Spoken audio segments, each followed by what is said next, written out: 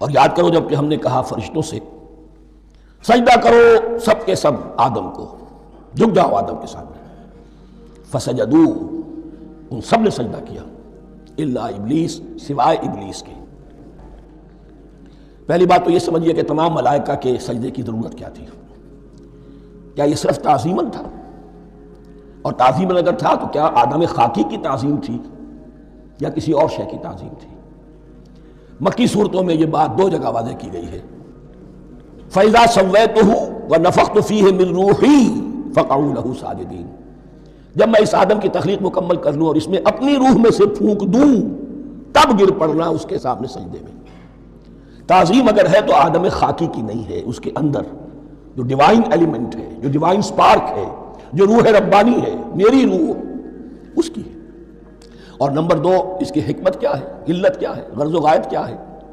جیسا کہ میں نے عرض کیا، اس کائنات کی اس حکومت کے کارندے تو وہ ہیں، خلیفہ بنایا جا رہا انسان کو، جب تک یہ ساری سول سروس اس کے تابع نہ ہو خلافت کیسے کرے گا؟ دیکھیے میں جانا چاہتا ہوں، چوری کرنے کے لیے جانا چاہتا ہوں، راستے میں کتنے فیکٹرز ہوں گے، کتنے فزیکل فینومینا ہوں گے، میں چلنا چاہتا ہوں، میں زمین کو دھکیلتا ہوں، زمین مجھے دھکیلتی ہے، زمین مجھے نہ دھکیلے تو میں کیسے چلوں گا؟ یہ پوری کائنات جو ہے، یہ جب ہم کوئی ارادہ کرتے ہیں اور کوئی فیل کرتے ہیں تو اس فیل کے پورے ہونے میں، اس کے ظہور میں نہ معلوم کون کون سے ایلیمنٹس ہیں، کون کون سی فورسز آف دی نیچر ہیں جو ہمارے ساتھ موافقت کرتی ہے تو ہم وہ کام کر سکتے ہیں، اور ان سب پر فرشتے مامور ہیں، ہر ایک کی اپنی ڈومین ہے۔ اگر وہ تابع نہ ہوں تو خلافت کی کوئی معنی نہیں۔ خلافت دی گئی ہے، یہ ادھر جانا چاہتا ہے جانے دو، یہ نماز کے لیے مسجد میں جانا چاہتا ہے جانے دو، یہ چوری کے لیے نکلا ہے نکلنے دو، اس لیے کہ اس کو جو اختیار دیا گیا ہے، اس کے اختیار کے استعمال میں یہ تمام جو قوتیں ہیں وہ اس کے ساتھ موافقت کرتی ہیں، تب اس کا کوئی ارادہ، وہ اچھا ہو یا برا، وہ پایہ تکمیل کو پہنچ سکتا ہے۔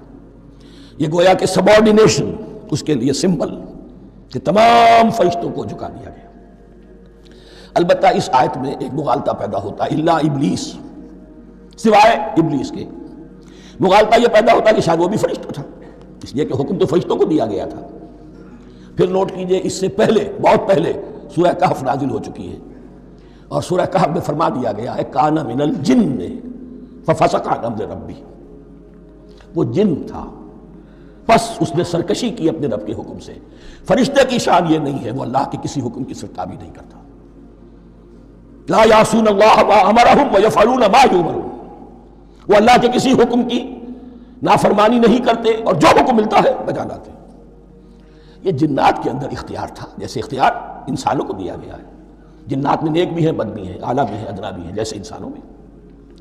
لیکن یہ عزازیل جو جن تھا، علم اور عبادت دونوں کے اعتبار سے بہت بلند ہو گیا تھا، اور یہ فرشتوں کا یوں سمجھیے کہ ہم نشین، فرشتوں کے ساتھ اس طور سے شامل، جیسے بہت سے انسان بھی اگر اپنی بندگی میں، زہد میں، عبادت میں، نیکی میں ترقی کریں تو ان کا ملائے اعلیٰ کے ساتھ، عالم ارواح کے ساتھ، عالم ملائکہ کے ساتھ ایک رابطہ قائم ہوتا ہے۔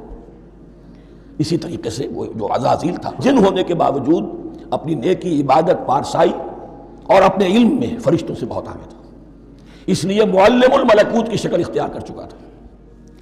اس کو اپنی زون تھا، یہ بات جیسا کہ میں نے عرض کیا 7 مرتبہ قرآن میں یہ بات آئی ہے، قصہ ابلیس و آدم، کہ فرشتوں کو حکم ہوا کہ سجدہ کرو، سب جھک گئے، ابلیس نے سجدے سے انکار کر دیا 7 مرتبہ۔ یہ 7ویں مرتبہ ہے جو ہم پڑھ رہے ہیں، مصحف میں پہلی مرتبہ آ رہا ہے، ترتیب نزول میں 7ویں مرتبہ آ رہا ہے۔ یہ آدم و ابلیس کا قصہ، اس سے آگے سورہ اعراف میں آئے گا، پھر سورہ ہجر میں آئے گا، سورہ بنی اسرائیل میں آئے گا، سورہ کہف میں آئے گا، سورہ طٰہٰ میں آئے گا، سورہ صاد میں آئے گا، 6 مرتبہ مکی قرآن میں، 1 مرتبہ یہاں۔ تو یہاں اشارہ نہیں کیا، اس لیے مغالطہ ہو سکتا ہے، لیکن یہ کہ سورہ کہف میں آپ کو بتا چکا ہوں، کان من الجن ففسق عن امر ربی، اس نے اپنے رب کے حکم سے سرتابی۔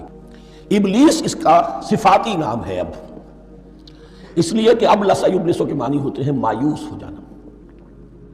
یہ اللہ کی رحمت سے بالکل مایوس ہے، اور مایوس جو ہو جائے وہ شیطان ہو جاتا ہے۔ اب میرا تو چھٹکارا نہیں ہے، جتنوں کو برباد کر سکوں کروں، میری تو عاقبت خراب ہو چکی ہے، جتنوں کو اپنے ساتھ، ہم تو ڈوبے ہیں سنب، تم کو بھی لے ڈوبیں گے۔ اب وہ شیطان اس معنی میں کہ انسان کی عداوت اس کی گھٹی میں پڑ گئی، اس نے اللہ سے پھر اجازت بھی لی کہ مجھے مہلت دے دے، یوم یبعثون، قیامت تک کے دن کے لیے، تو میں ثابت کر دوں گا کہ یہ آدم اس رتبے کا حقدار نہ تھا، مستحق نہ تھا جو اسے دیا گیا۔ انا خیر منہ، میں اس سے بہتر ہوں۔ خلقتنی من نار وخلقتہ من طین، تو نے مجھے آگ سے بنایا، اسے گارے سے بنایا۔ لیکن یہ تکبر ہے در حقیقت کہ جس نے اسے رادہ درگاہ حق کر دیا۔ وَإِذْ قُلْنَا لِلْمَلَائِكَةِ اسْجُدُوا لِآدَمَ فَسَجَدُوا إِلَّا إِبْلِيسَ أَبَىٰ وَاسْتَكْبَرَ، ابا اس نے انکار کیا، واستکبر اور تکبر کیا، استکبار کیا۔ وَكَانَ مِنَ الْكَافِرِينَ، کانا عربی زبان میں دو طرح کا ہوتا ہے، تامہ، ناقصہ۔ ایک معنی یہ ہو سکتے ہیں کہ ہو گیا، اب اپنے اس استکبار اور انکار کی وجہ سے کانا من الکافرین، وہ کافروں میں سے ہو گیا۔ ایک کانا تامہ ہوتا تھا ہی کافروں میں سے، یعنی اس کے اندر سرکشی چھپی ہوئی تھی، اب ظاہر ہو گئی۔ یہ معاملہ ہوتا ہے، کسی شخص کی بدنیت ہی اس کے اوپر پردے پڑے رہتے ہیں نیکی کے، زہد کے، کسی خاص وقت میں آ کر وہ ننگا ہو جاتا ہے، اور جو اس کے اندر تھا اصل، اس کی حقیقت وہ سامنے آ جاتی ہے۔ اس کا امکان ہے، تو دونوں معنی اس کے ہو سکتے ہیں۔